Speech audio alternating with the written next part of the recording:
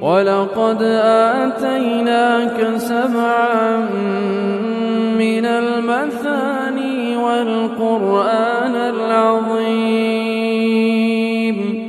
لا تمدن عينيك إلى ما متعنا به أزواجا منهم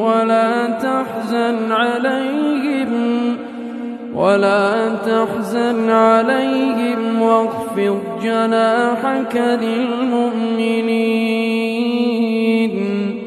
وقل إني أنا النذير المبين كما